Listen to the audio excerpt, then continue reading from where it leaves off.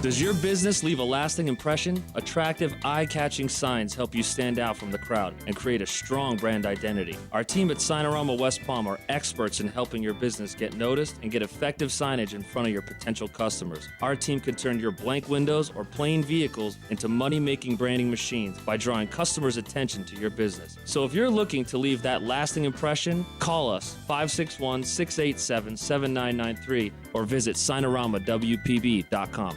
This is the Delray Beach Open. Don't miss today's top professional tennis stars and legends in downtown Delray Beach. February 7th through 16th. It's 10 days of tennis on the Ave. 140 miles per hour races, parties, music, art, and all the good vibes. Come for the nonstop action on and off the court. Snap pics and post memories at the DBO. Join us for a jam-packed week of ATP tennis matches. More fun, more food, more drink, more parties, more of everything. DelrayBeachOpen.com for info. Warning.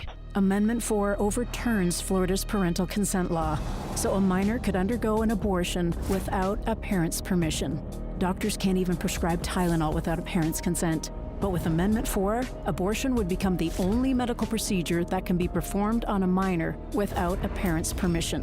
Amendment 4 goes far beyond Roe v. Wade, eliminating reasonable safeguards and forcing taxpayers to fund abortions, even late-term abortions when science says the baby can feel pain. The Amendment 4 campaign is funded by George Soros and his radical allies, the same people trying to strip away parents' rights and push gender ideology in schools are trying to overturn parental consent on abortion. Amendment 4 isn't about freedom.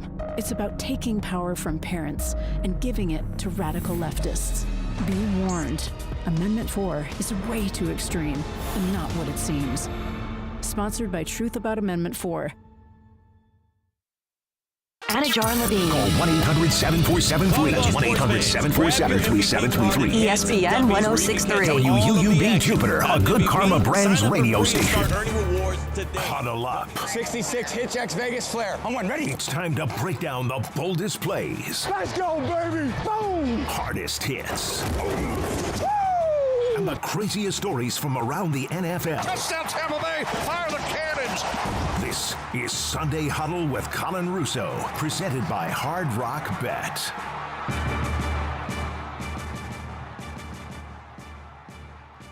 It's a beautiful Sunday morning right here in South Florida. Week 9 of the NFL coming up. It's Sunday Huddle presented by Hard Rock Bet. Hi, everybody. Colin Russo here. Joined alongside me is Cade Chumsland behind the glass, making sure things go on the air. Over here in downtown West Palm Beach at the City Place Studios, got a whole packed slate of football coming up. Week 9 of the Sunday slate of the NFL, halfway point essentially of the NFL season. So we kind of have a sense of the identities of every team involved. The Jets and the Texans played on Thursday Night Football in New York. The 2-6 Jets coming into that game were one of the more pathetic teams in the National Football League. While the Texans were riding high at 6-2, but weirdly enough, you know, the sports books had the Jets actually favored in that one. Everybody was confused on that. The sports books, once again, proved to be right. Vegas always knows. Jets won that one 21-13. CJ Stroud struggled. Aaron Rodgers had a strong second half, an ugly game throughout that first half, but the Jets get back in the win column. They moved to 3-6. Texans dropped to 6-3. We'll get into that really quickly here, Cade. You're a Texan fan, right? Oh, yes. So they're sitting at 6-3. Looking from hindsight, looking from far back, you'd think, all right, the Texans are in great shape. I watched that game on Thursday night, and I did not think the Texans were anywhere near great shape. Would you do that? Oh, I've been telling you we haven't looked in great shape for a long time. We had one good game against the New England Patriots. Otherwise, we've been barely able to beat some of these easy teams all year long. 2 really close games against the Colts.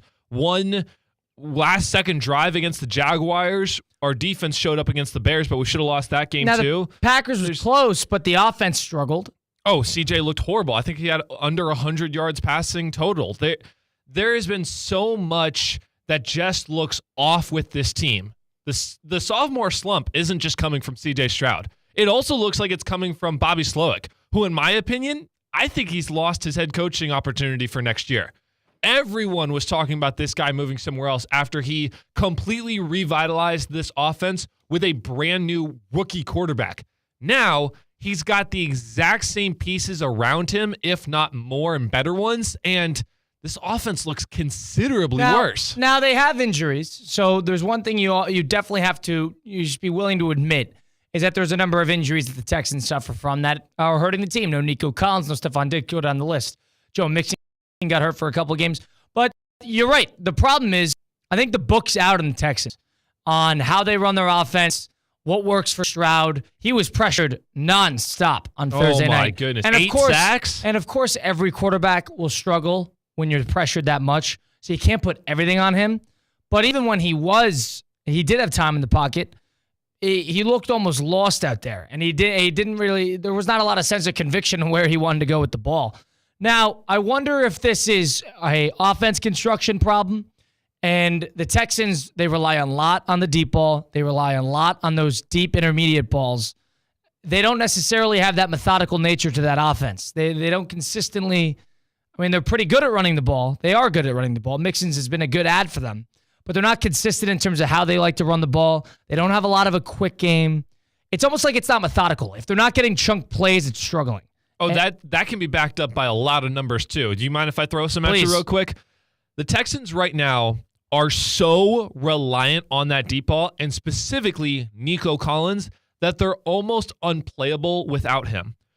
With Nico Collins, who played the first 5 games of this year, again, Texans are currently 6-3. They've played 9 games, including the Thursday Night Football. Nico Collins was in for the first 5. He's been out for the last 4 because of the IR, although that was a very tentative IR, and I think he's going to be playing next week. But with Collins in the lineup, the Texans are 4-1, and CJ Stroud has been averaging 277 yards through the air with a 97.5 rating and 7 touchdowns on nearly a 70% completion percentage. Yeah, it's great. In the last 4 games without Collins, the team has been 2-2. Stroud has been averaging less than 200 yards passing, a 79.5 rating, and a 55% completion percentage. That's abysmal. Terrible. And I was not high on the Texans coming into the year to begin with, but their defense is solid. I just think that you're putting too much pressure. Too much expectations were put onto CJ Stroud. He had a great rookie season. Everybody's willing to admit that. He was terrific. They won a playoff game. The second half of the regular season last year, they were outstanding. Slowick was a rising star. D'Amico Ryans came onto the scene. But that's almost, I want to say surprise, but it catches people off guard in terms of how quick of a turnaround that was for the Texans. Now the book's out. Now you have a target on your back. And I always say it's important to be good at adjusting to the adjustment. Now people are adjusting to how they play the Texans. All right, don't give them that deep ball. Try to keep them everything in front of you. And I don't think they're going to dink and dunk their way to victory. That has proved to be the case. The Texans, they get off the field quickly because they take a lot of shots. That defense is on the field a whole lot. 6-3, they got a pretty easy schedule, so there's not a ton to worry about. But in terms of contending and being in the mix, I don't want to say a Super Bowl window, they're not there yet, but they're coming up on it. You're not paying Stroud big-time money. This is the time where, like every other quarter, this is the blueprint to succeed in the NFL. You have a rookie contract quarterback, and you have a ton of young talent everywhere, and then all of a sudden you're going to have to start paying them. So there's only a couple years here where the Texans can really do some damage in a lot of ways with all this talent they have on that team. Probably won't be this year, but in terms of this year, next year, maybe the year after, you got to figure this out. And I agree. I think Slowick, the offensive coordinator of the Texans, is not in a position to get a head coaching gig, partially because I don't think there's going to be a lot of head coaching gigs to get. And I don't think he's going to be the top of everybody's list in terms of going after or getting rising stars, especially in the offensive side of things. Ben Johnson's got that on lock. Now, I want to address one quick thing that you said is that people or teams, I should say, are figuring out the Texans. I'm not exactly sure if it's as much about the teams figuring out the Texans as it is the Texans shooting themselves in the foot. This team is second in the NFL right now in penalties. Sure, but that has nothing. 11 for 31 passing. That's not them shooting themselves in the foot. But when you start 15, when every drive starts with a with a 1st and 15. These guys have had 16 false starts all year. Oh, it's terrible. I agree. 9 of them from Laramie Tunsil, who, by the way, is on track for the most penalties from a single player in NFL history, by the way. It's ridiculous how much CJ is having to play from behind in his own drives. At some point, you have to be able to efficiently pass the ball. Now, I know they're not, but there are so many things wrong internally with this team that they can't even figure out before they can figure out how to scheme against teams. Yeah, I agree with the fact that, you got to clean up the penalties. You got to make sure the offensive line is in sync, and they're clearly not. And this is a coaching problem. So D'Amico Ryan's going to have to dig deep here in that offensive line coach to figure out that sense. But it's also, they're going to have to revamp a bit of how they operate the offense when they don't have their stars in the field. Any great offense is a plug and play. You can put any player in there, and they're going to succeed because the system is that good. The Rams sort of do that. The Chiefs do that. The San Francisco 49ers do that. The Patriots did that when Belichick was there. You're able to put a variety of different players into positions, and they're able to immediately succeed. That's the case of any great offense. The Texans are now proving that, I don't want to say they're a product of the players they have, but the players that they have at those skill positions, especially at the receiver position, are a big component in that offense succeeding or not. And that should not be the case. It should be a plug-and-play system where a variety of different guys can step in. It's not like they don't have talent. Tank Dell's a pretty good player. And, Mechie was a relatively touted receiver coming out of Alabama. So that there's not like there's a lack completely of talent. You have a good running back. This should be a situation in which, all right, you're not going to be as explosive as you once were without Nico Collins, but these systems should still operate. This system is not even operating. Let me ask you a question, Colin, and just follow me for a second. Do you feel like the Philadelphia Eagles are a top 4 team in the NFC? Top 4? Probably. At the moment? Okay. At the moment. But 4 weeks ago, we were calling for hella high water for Jalen Hurts and Nick Sirianni. Would you agree? I wasn't, but people were. Okay, right? So this Texans team is exactly what the Eagles are doing in the NFC. Because A.J. Brown, as I've said on this show multiple times, he's the key to that offense, not Saquon Barkley. With A.J. Brown on the field, the Eagles right now are 4-0 with a 54-point differential. Jalen Hurts with a 114 rating. Without A.J. Brown on the field, the Eagles are 1-2, a negative 15-point differential. Jalen Hurts with an 87 rating. You cannot have an entire offense rely on one wide receiver. As we've said before, the wide receiver position is so optional as who your stars can be that they're being traded all over the place nowadays. Your team has to rely on a cohesive system that can get little chunk plays. It's only 1st and 10. 3 plays of 4 yards gets you that first down every time. If you can't rely on the deep ball, you have to find a different way. The Eagles are slowly figuring it out, but the Texans haven't made it there yet. Yeah, the one thing I'll say about the Eagles is they opened up their season with a win over the Packers. So there's that, and they played pretty well in the game.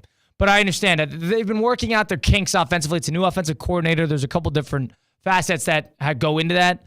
And their defense is finally starting to click, and that defense is talent all over the field. I think it's a matter, I agree with you, that it shouldn't be an A.J. Brown healthy or not in terms of whether the Eagles are a watchable offense.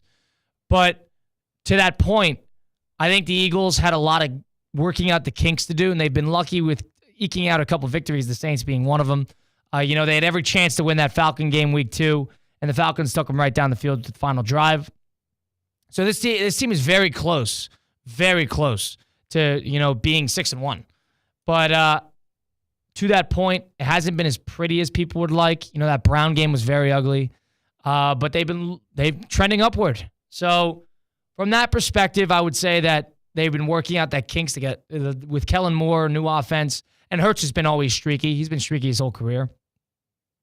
So if that's the case, and you don't want to be, put all your eggs in one basket in terms of one receiver, then yeah, it's probably not a winning formula. If A.J. Brown is healthy, if Nico Collins is healthy, it's a completely different team. Don't put yourself in that position to be reliant on receivers that are generally unavailable, 17 games a year. That's what I'll say on that. Texans lost to the Jets 21-13 on Thursday Night Football. We shift to Sunday's slate of NFL football. Before I got to tell you about our presenting sponsor, Hard Rock Bet. Well, now you've seen the first half of the season, it's time to try your first bet on Hard Rock Bet. Last year, you couldn't legally bet in Florida until week 14. Now, entering week 9, you can still bet on this week's games. You can bet on the futures, the division races, the MVP, Rookie of the Year, so much more. Each game, bet on the touchdown scores, passing yards, other stats, total points, who will win, and so much more. Don't forget, college football was yesterday. A ton of upsets. You're going to have the college football playoff ranking official, the first one this week. You could bet on that as well. The NBA is in full swing. You can bet on that. You got college basketball starting this week. I know the World Series just ended. You could have gotten involved there. There's so much to get involved with on that sports book. Go get started today on Hard Rock Bet. Even if you don't want to bet a ton of money, try a parlay. Put together a bunch of smaller bets. Increase your odds. I saw last week was National Tight Ends Day, and there was a Florida bettor that put it together a anytime touchdown for a parlay on 8 different tight ends around the NFL. Turned a $15 bet into $140,000 just because it was Tight Ends Day. Tucker Kraft, it was a handful of pretty good tight ends, and he got $140,000 out of that. He did that on Hard Rock Bet. So can you. Get started today. Download the Hard Rock Bet app on the App Store and the Google Play Store, or go online to hardrock.bet. The sports book is great because it's got the simplicity that the newer player really needs to get involved and to get acclimated, but it's also got sophistication on the side of it, especially on that Discover page, that the experienced player really needs in order to be satisfied with their sports book. Try it today and get up to $100 back in bonus bets if that first bet does not win. That first bet can be a parlay, it can be a prop, it can be an over, whatever you like to bet, any game you choose. You either win your first bet or get the same amount you bet back as a bonus bet. It's offered by the Seminole Tribe of Florida. Must be 21 plus and physically present in Florida to wager. Terms and conditions apply. Concerned about gambling, call 1-888-ADMIT-IT. Sunday Huddle at the City Play Studios right here in downtown West Palm Beach on ESPN 106.3. Colin Russo, Cade Chumsland. Cowboys play today. They lost last week in ugly fashion to the San Francisco 49ers. Zeke Elliott is at healthy scratch today because he was missing meetings during the week. They're sitting at 3-4. They paid a ton of money to Dak Prescott and CeeDee Lamb. Micah Parsons is on the horizon. They're sitting at 3-4 in a tough spot in a tricky NFC where all those wild card spots are going to be taken up by NFC North teams. They play today against the Falcons. Falcons, of course, are at 5-3. They're playing on the road at Mercedes-Benz in Atlanta. Is this the final straw for the Cowboys, or are we past that point? I think this is. You look at the rest of the NFC, and it's absolutely loaded. You cannot go 2 games under 500 this late into the season and expect to catch up, and their schedule isn't going to get any easier. I'm looking at Texans, Eagles the following week, the Bengals later this year. Commanders is no walk in the park now. There's 2 Commanders games that they still have to play. They have to win this game if they even want a prayer at the NFC for the rest of the season. I agree with you. I think they're in a lot of trouble. Strictly because of the NFC North. Now, you don't know how much the NFC North is going to beat each other up because the last 8 weeks of the year, basically that whole division plays each other, including today with Detroit playing Green Bay. But they're all sitting above 500. 3 of the 4 of them are multiple games above 500. So this is going to be a tricky spot here for Dallas to, claw their way back, especially with 2 good teams in their division. They're sitting at 3-4. They've been ugly. They haven't been able to run the ball at all. The defense has not been good. They got embarrassed a couple weeks ago against the Detroit Lions. But, they have talent. McCarthy's probably on the coaching for his job, I'm going to assume, if they continue the trend that they're going. But this Falcon team is not a walk in the park either because the Falcons can run the ball. But this is a situation, you're right. Fall to 3-5, there's no chance. I even think now they're in a really tight spot in terms of trying to make the postseason, sitting at 3-4. They're sitting at 3-4, and their only wins have been against the Steelers and the Giants and the Browns. And that's the Browns with Deshaun Watson, and that's the Giants. So you're sitting there, and you still got to play the Eagles twice. You still got to play the Commanders twice. You got the Falcons on the schedule, of course, today. That's tricky. You get the Texans on the schedule. That's a lot of tough games.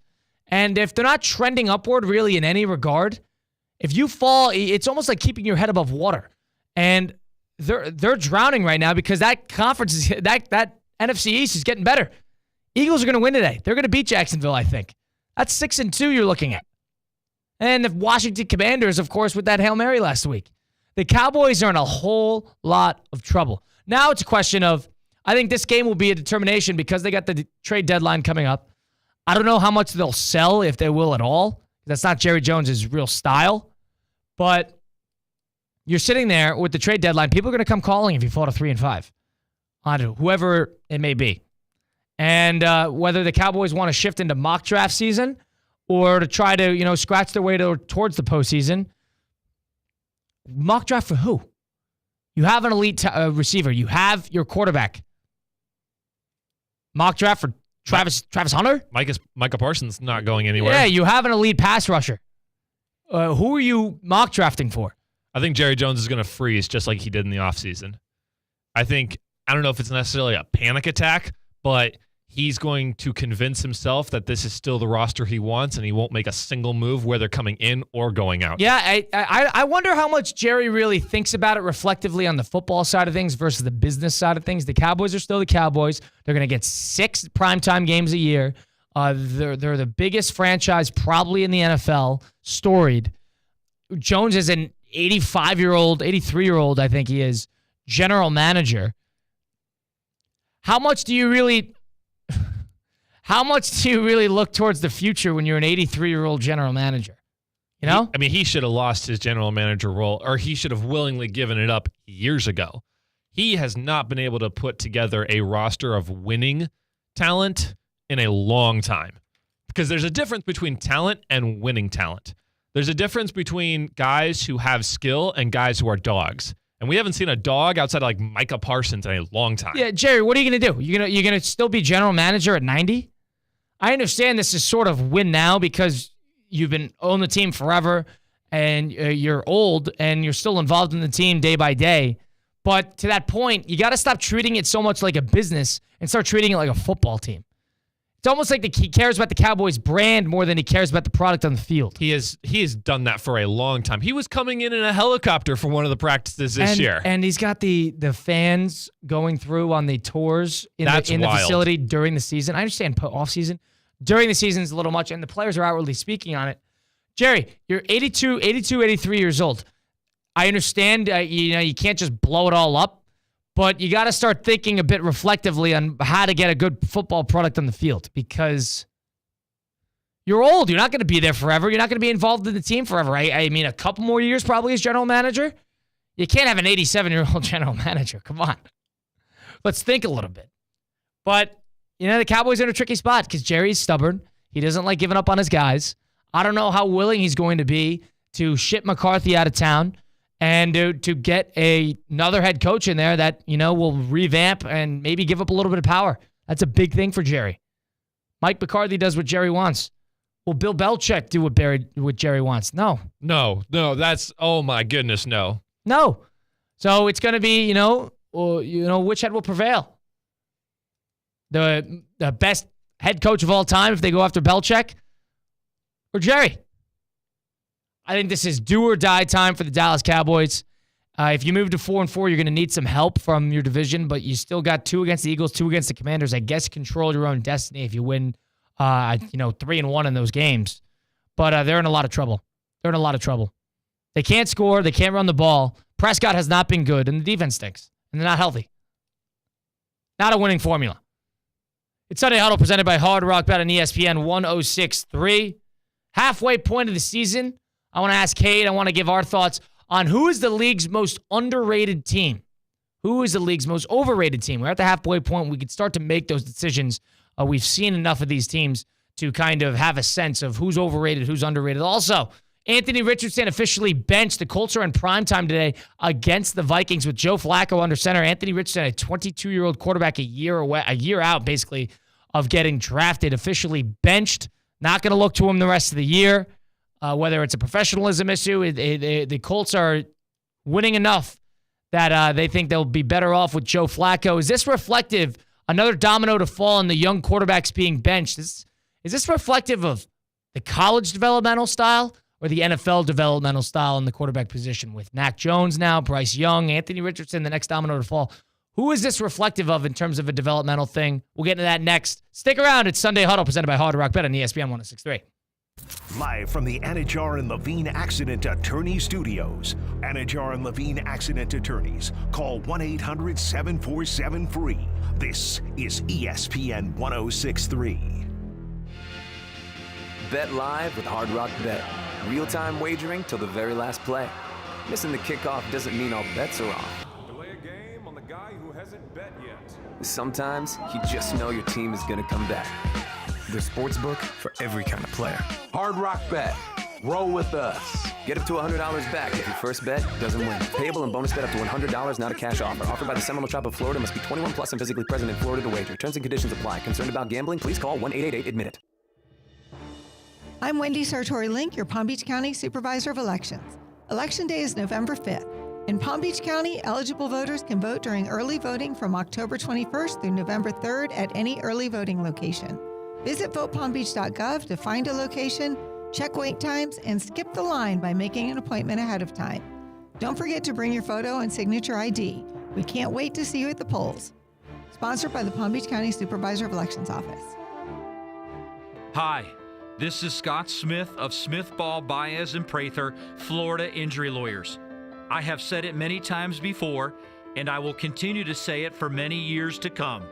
There is never a good time for a car accident to occur, and most certainly never ever a good time to suffer injuries in any type of an accident. The accident and its overall aftermath will usually cause pain, difficulty, and stress. Florida law allows accident victims to recover compensation for such losses, injuries, and damages. But such recovery is often not obtained easily and can require a lengthy fight with an insurance company. If you've been injured in an accident, call us now. Don't delay. The initial consultation is completely free of charge. The sooner you call us, the sooner we can put our experienced legal team to work for you.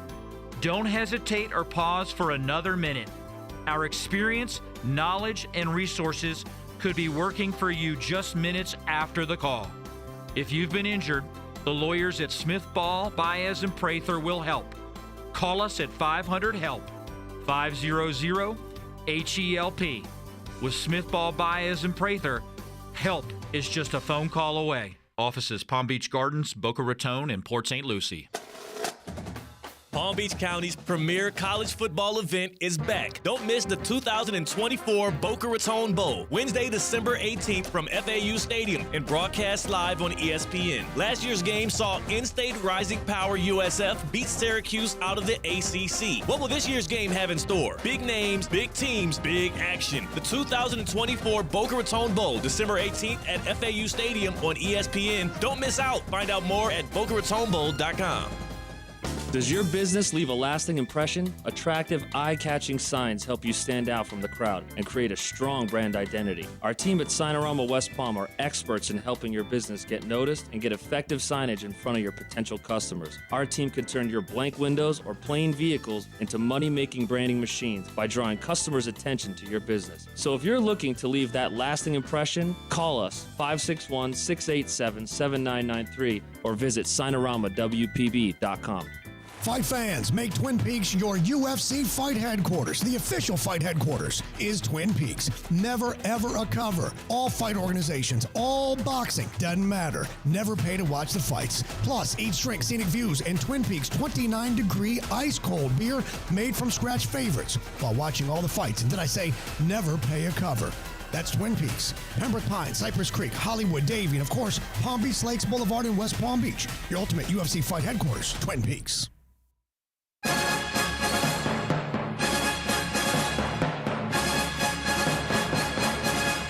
Let's go scatter to west, right, tight, F left, 372 Y stick, Z spot. This is Sunday Huddle with Colin Russo, presented by Hard Rock Bet. Ooh. Sunday Huddle presented by Hard Rock Bet on ESPN 1063 live from the City Place Studios right here in downtown West Palm Beach. Colin Russo, Cade Chumsland taking you through 11 a.m. previewing the NFL Sunday slate, which is kicking off at 1 p.m., But I've got a whole lot to do, a whole lot to talk about. We're about midway through the NFL season. With the 17 games, I understand it's a little tricky. But with 8 games basically under everybody's belt, 9 games, this is going to be a situation now that we've seen these teams enough where we could determine who's overrated, who's underrated, who's just properly rated. And we're going to start in either conference, all right, Cade? So I want to get our most overrated, our most underrated in the AFC and the NFC. Let's make it happen. Let's start with the AFC, and it's always fun to start with who's overrated. So, Cade, your overrated team in the AFC, excuse me. Go ahead.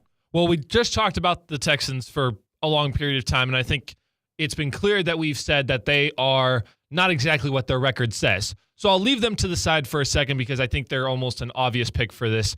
I'm going to say the Los Angeles Chargers, sitting at 4-3 right now.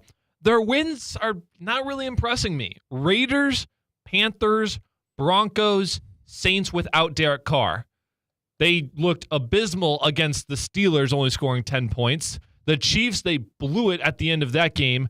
And the Cardinals, they blew it at the end of that game. I know they've been in it, but they've only been able to put up 20 points in their 4 wins and less than 15 or less in all 3 of their losses. This doesn't seem like a team that's going to put up 30-plus points to beat someone in a shootout. They want to play a defensive game, and for all of these high-flying offenses that we see in the AFC, I don't trust that the Chargers are going to stick with any of those top-tier teams, especially even if they play against a good defense. I agree with that. They want to muddy up every game. And because of that, the margin of error in terms of winning and losing becomes so small when they want to play that way. When you want to play in the 13-10 range every single game, it's 2 or 3 plays that determine whether you win or lose.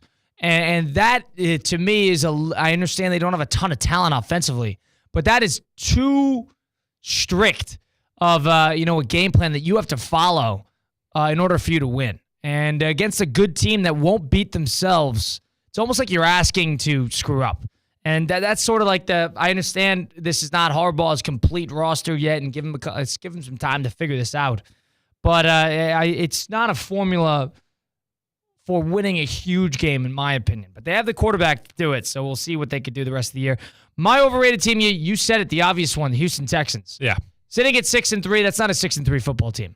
Especially what I saw on Thursday. I understand they're hurt, but even against the Packers, that was an ugly game. I understand it was at Lambeau, but I saw them against the Jaguars. They didn't play great against the Jaguars.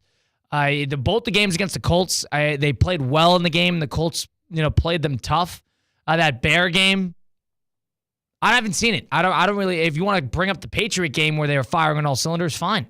But I haven't really seen it yet with the Texans in terms of being a top-of-the-line team in the AFC, top-of-the-line team in the NFL, which is what everybody said the Texans were going to be. I haven't seen that yet. I have not seen that yet. The quarterback, Stroud is a good player. I don't know. I don't think he's a great player. I think he's overrated in terms of especially how he's played this year. And he's young, give him time. But they have so much talent. They didn't lose any of their coaching staff. They have so much talent defensively, and the defense has played pretty solid. I just don't see it. I haven't seen it yet. That's my overrated team. This team screams to me that they'll squeak into the playoffs because they beat the Colts twice.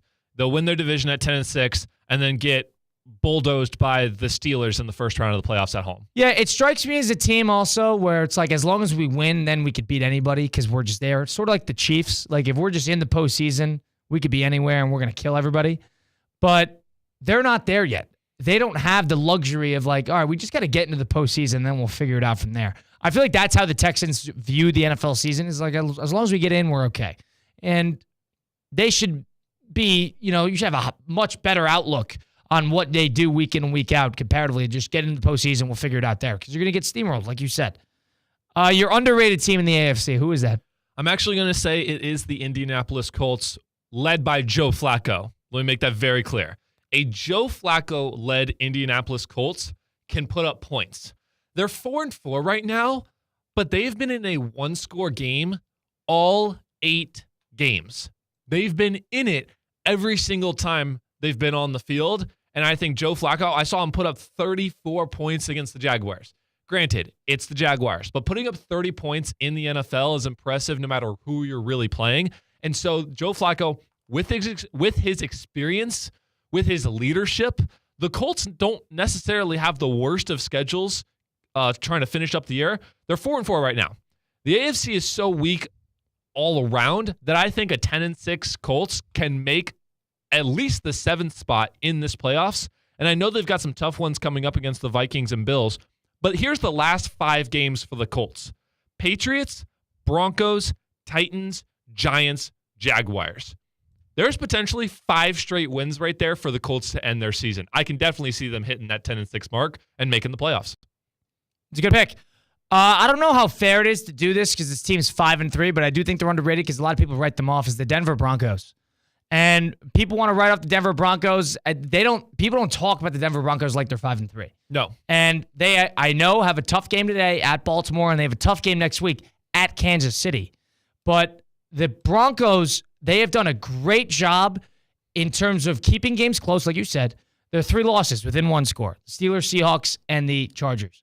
And I know it hasn't necessarily been the cleanest football you've ever seen, but in terms of somebody who's trending upward, Bo Nix at quarterback, threw 4 interceptions his first 2 weeks, has thrown 1 since in the 6 games. So, and he doesn't get sacked. He got sacked more than twice in a game once. This is somebody that's going to relatively protect the football. He's not the cleanest quarterback in the world, but he's a gamer, and he can use his legs. He's experienced enough, and they're trending upward. They have a great defense, and that's a team that could sit there with 10 wins and be a tough out in the postseason.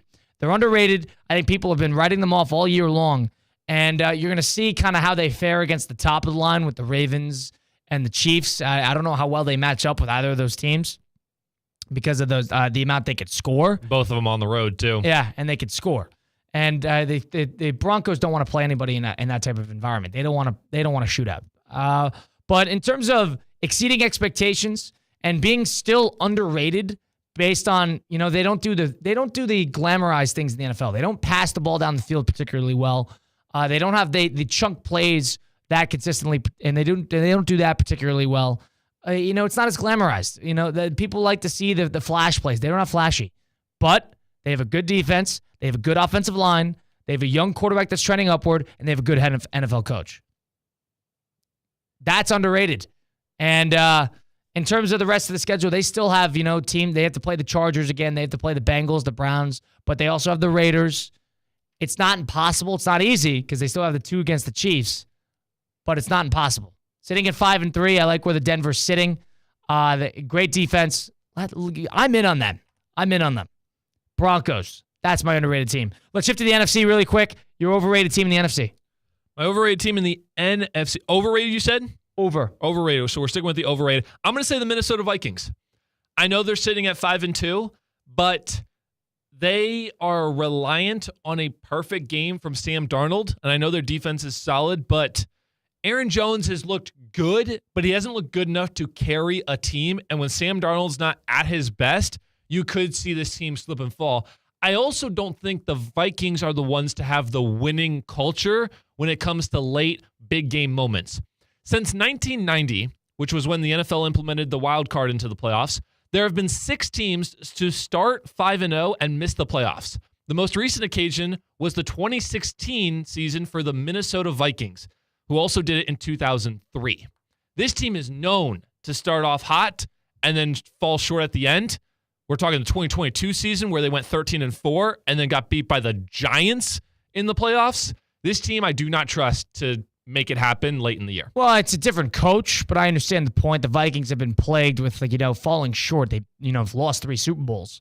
So from that perspective, I understand the organizational dark cloud, but it's a different coach. One thing I'll say about the Vikings is the book's out on them too, especially that defense. That defense gets gashed. They're very good at intercepting the ball and getting after the quarterback, but they give up chunk plays. And the book's out on them. They're going to need to do some soul searching. As for Darnold, I don't think they need a perfect game from him week in and week out to win. But they've been one thing the Vikings have been great at is they get out to fast starts. They know how to blitz a team from the get-go. Now it's a matter of finishing games. You blitz the Niners from the get-go. You blitz the Packers from the get-go. You blitz the Texans from the get-go, and then you finish the game. But even against the Lions, you blitz them early on, then that was struggled early. You were up 7-0 against the Rams, 14-7 against the Rams. You let them get back into the game. The Vikings have had a couple of situations now where they let teams eke back. They even did it against the Packers. They were up 28-0 in that game. And then all of a sudden the Packers rumbled back. And it was never as close as the score indicated. But you got to learn how to close a game. And but from that point, they start fast. They start faster than any team in the NFL. Off of that alone, I still think that team is going to be right in the mix because of how much talent they have at certain skill positions. And also because that Flores defense is just, if they could figure out how to stop those chunk plays and rely on, the interceptions, but also, the hard hitting, they're a fearsome defense. Utilize that and don't give up the chunk plays. Close a game. That's what the Vikings got to do. The book's out on them. We'll see how they adjust. They got the Colts tonight and Sunday Night Football. My overrated team in the NFC, I've been flipping. I thought the Eagles a little bit, but I think it's the Packers. I think the Packers got a good head coach, and they got a good quarterback who's been banged up, so I understand that. But in terms of 6-2, I don't know if that team's 6-2 good. I saw them last week against Jacksonville. I understand they went Malik Willis, and Malik Willis has been out. He's just adequate backup. But in terms of what the Packers, have done, they had that loss against the Eagles, which was close, I understand. And they had that loss against Vikings, which was not close, despite what the score indicates. They escaped in a lot of ways that Texan game. They escaped in a lot of ways that Jaguar game. And they escaped in a lot of ways that Ram game. The Packers are fortunate in a lot of ways to have the record, the 6-2 record that they have. Now, they have an impossible schedule coming up.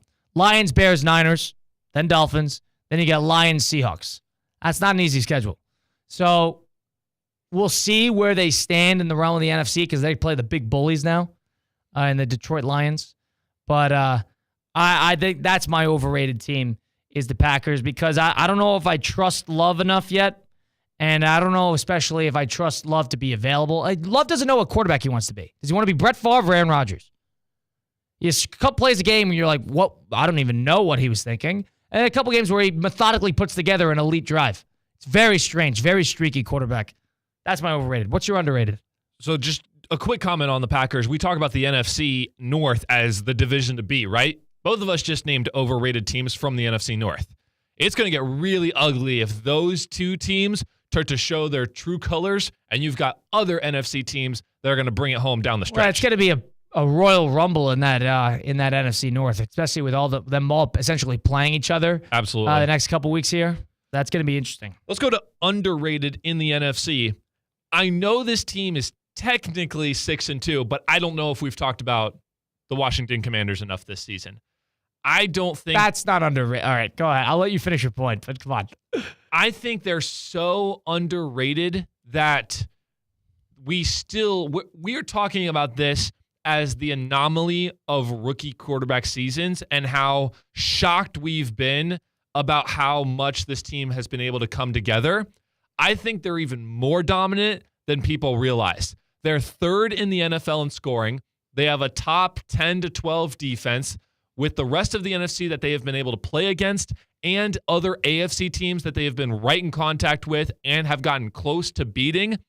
I see this Washington Commanders team probably making it to the NFC Championship and putting up a real run against the Detroit Lions. This is not some fluke rookie season. This is the real deal. All right. So I agree. I don't think it's a fluke either. You know what team? I don't know if they're postseason good, but they're underrated. And it's the Arizona Cardinals to me. That was next for me too. Well done. I think the Arizona Cardinals are pesky. I like Kyler Murray. He's a streaky quarterback too. You don't really know what Kyler you're going to get until the game starts. But when he's on, he's so hard to bring down. He's good at extending plays. He's got a good arm. And their offense, I think, is starting to click a little bit. They play hard for Gannon, their head coach, and their defense is pretty good. So the way I look at that is they've had a couple of really ugly ones. I understand. They got killed by the Packers. They got killed by the Commanders. But think about their 4 losses. Packers, Commanders, Lions, Bills. All 6-win teams. Played the Bills really tough on the road. Had every chance to win that game. played the Lions relatively tough. It was never as close as a one-score game indicates, but they played them tough. And then they had 2 bad ones against 2 other playoff teams. Now, the way I look at that is they had a great win against the Niners, and they had a great win against the Rams. They're streaky. But if they can start to put together some consistency, I think that's a really, really underrated group. I really do. I like what I see out of the Arizona Cardinals, partially because I'm a Murray guy. I like Kyler. But, they've utilized James Conner properly. Marvin Harrison's starting to get involved. Trey McBride is a very underrated tight end.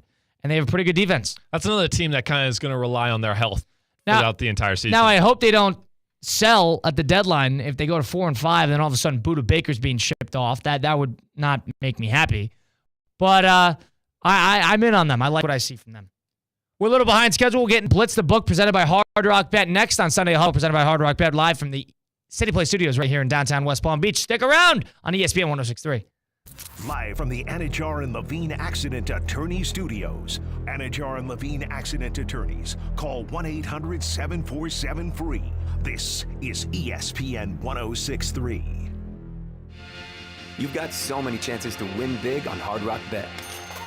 Even a small bet can bring in that serious cash. All you need is $1 and a dream. Unbelievable. They've hit the parlay. Let's go! Big payouts for every kind of player. Hard Rock Bet. Roll with us. Get up to $100 back if your first bet doesn't win. Payable and bonus bet up to $100, not a cash offer. Offered by the Seminole Tribe of Florida. Must be 21 plus and physically present in Florida to wager. Terms and conditions apply. Concerned about gambling? Please call 1-888-ADMIT-IT. Huddle up this season at Hurricane Grill and Wings, where every day is game day. Enjoy our famous wings, new cocktails, and happy hour deals at the perfect spot to catch all the football action.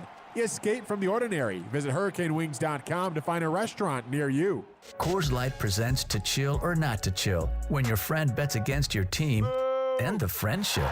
Or choose chill because you're drinking Coors Light with your buddy. Coors Light, choose chill. Celebrate responsibly. 2024 Coors Brewing Company, Golden, Colorado. If you are buying a new home in Palm Beach County, whether it's your first time or you're upgrading or downsizing, the clerk's office has the services you need to help protect your investment. Sign up for our Property Fraud Alert program, offering free monitoring of Palm Beach County's official records. You will get an alert if a document, such as a deed or mortgage, is recorded using your name or address. For more information, head to our website at mypalmbeachclerk.com/homeowners. Congratulations on your new home. We are always here to help. Warning. Amendment 4 overturns Florida's parental consent law, so a minor could undergo an abortion without a parent's permission. Doctors can't even prescribe Tylenol without a parent's consent. But with Amendment 4, abortion would become the only medical procedure that can be performed on a minor without a parent's permission. Amendment 4 goes far beyond Roe v. Wade, eliminating reasonable safeguards and forcing taxpayers to fund abortions, even late-term abortions when science says the baby can feel pain. The Amendment 4 campaign is funded by George Soros and his radical allies, the same people trying to strip away parents' rights and push gender ideology in schools are trying to overturn parental consent on abortion. Amendment 4 isn't about freedom. It's about taking power from parents and giving it to radical leftists. Be warned. Amendment 4 is way too extreme and not what it seems. Sponsored by Truth About Amendment 4. Hi, this is Scott Smith with Smith Ball Baez and Prather, Florida Injury Lawyers. We are a Florida civil trial law firm that specializes in the areas of personal injury and wrongful death. Our offices are located in Palm Beach Gardens, Boca Raton, and Port St. Lucie. Our lawyers have litigated thousands of matters at the Palm Beach, Martin, St. Lucie, and Indian River County courthouses. Our lawyers, paralegals, and other numerous members of our legal team live in Palm Beach County and Treasure Coast cities and towns such as West Palm Beach, Port St. Lucie, Lake Worth, Palm Beach Gardens, Palm City, Jupiter, and others just like you and your families. We are a statewide recognized law firm, but it is your community and your families that we live and associate with on a daily basis. Our most satisfying achievement is when we know that our legal power has helped a fellow member of our Palm Beach County and Treasure Coast community secure a fair and just huge result. If you've been injured, the lawyers at Smith Ball Baez and Prather will help. Call us at 500-HELP. 500-HELP. With Smith Ball, Baez, and Prather, help is just a local phone call away. Offices Palm Beach Gardens, Boca Raton, and Port St. Lucie.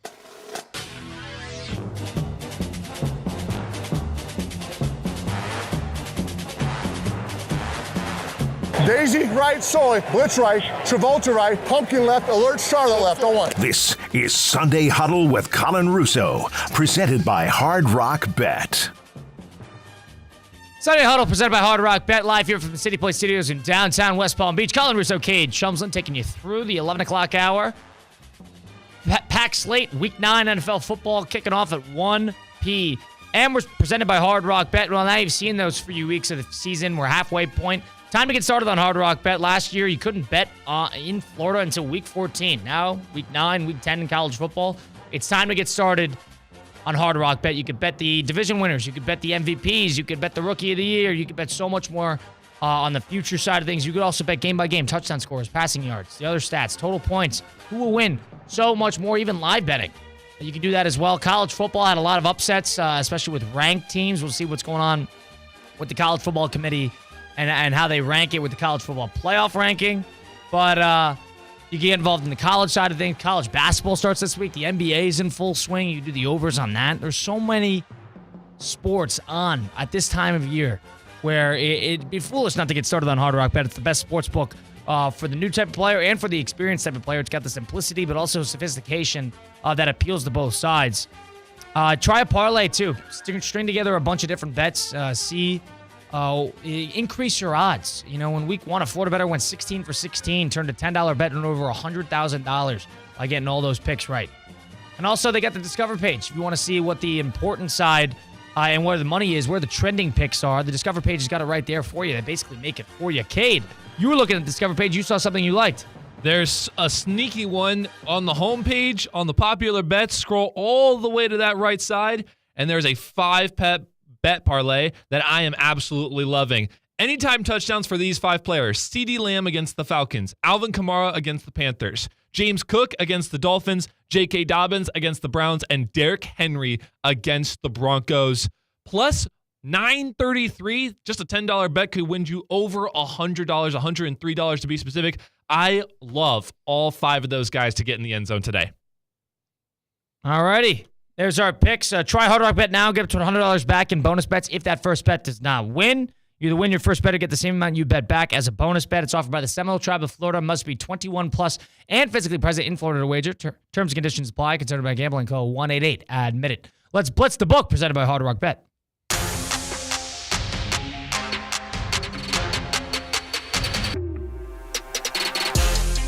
So Blitz the Book, presented by Hard Rock Bet, is where Cade and I go game by game in the whole Sunday slate on Hard Rock Bet app and go and pick against the spread. Every team, every game. We'll see what we like, and we also give a player prop team parlay at the end of it. Let's start out fast, Cade. I got my parlay all set. I'm excited for that, so I think I got a good one this week. But we'll start in the Dallas-Atlanta game.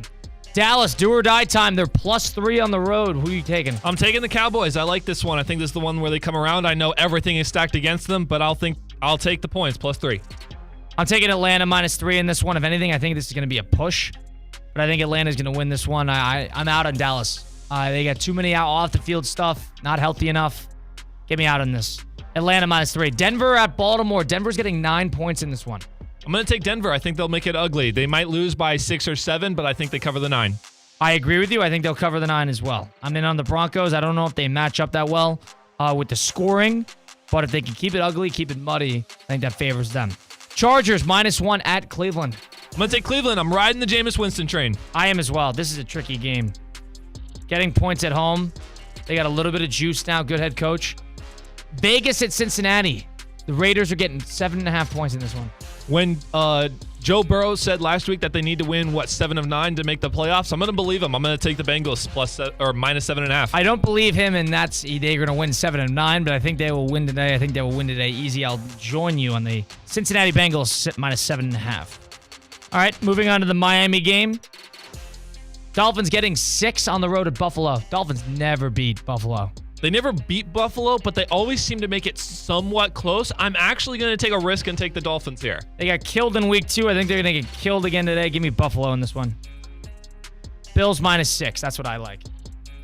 All right, Patriots at Titans. May is cleared concussion protocol, so he will be playing today. Patriots are getting 3 on the road. I have no idea about this one, Colin. I'll take Tennessee -3 just because. I think the Titans will win this one, but I don't think they're going to win it by 3. So I'm going to take the Patriots +3. This game has 17-16 written all over it. Pretty much. And I think the Titans are going to win, but it'll be close, unfortunately, because I have that under. Saints at Carolina. Saints are -7 on the road. Saints have not been able to score with Spencer Rattler right now outside of the fluke second quarter they had against the Tampa Bay Buccaneers. I'm going to take Carolina +7. I think they cover. I agree. Carolina +7. I think that's an easy one. Maybe I'm completely wrong and they get blitzed, but who knows? But I think Bryce Young has played fairly well last week, and they played a good team. I like that. Carolina +7. Washington at New York Giants -4. They're this. This game was really close week 2. The Giants had this game if they had a kicker, but Washington looks completely different now. Yeah. I think this is at least a double-digit victory for Washington. The one thing that makes me nervous, it might be a little bit of a hangover game, but I agree with you on that. I'll take Washington. Chicago at Arizona. Chicago's getting 2 points on the road.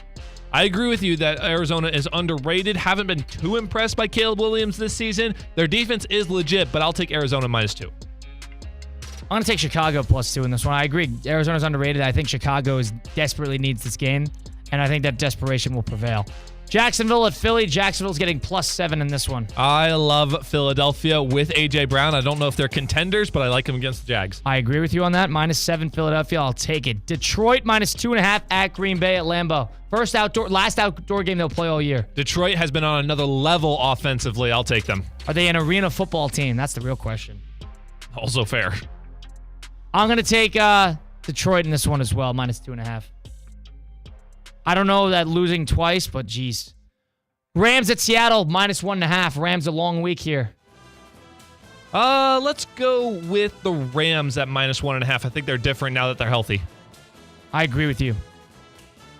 Sunday Night Football, the Colts at Minnesota. The Colts are getting 5.5 points. I think the Colts lose by 4. I think the I agree. Vikings win, but I think the Colts cover. That's a lot of points there. I like the Colts there. I know the Minnesota's got a long week here, but I think they're going to be something with Flacco. Your parlay, what is it? I like the Lions to win big over the Packers -2.5, and I think Marvin Harrison Jr. for the Cardinals gets in the end zone +395. I'm going hard for this one. Mine's +264. Devontae Smith over 56.5 yards. He's done that every game except for one this year when he got shut down against the Giants. Going to parlay that with the Rams -1.5. I love that. That's my pick. Those are our parlays. That was Blitz the Book presented by Hard Rock Bet. It's been Sunday Huddle. Fun one. Big thanks to Cade. It's been Colin Russo sending you off into Football Sunday. Enjoy your Sunday. Enjoy your football. We'll see you next week.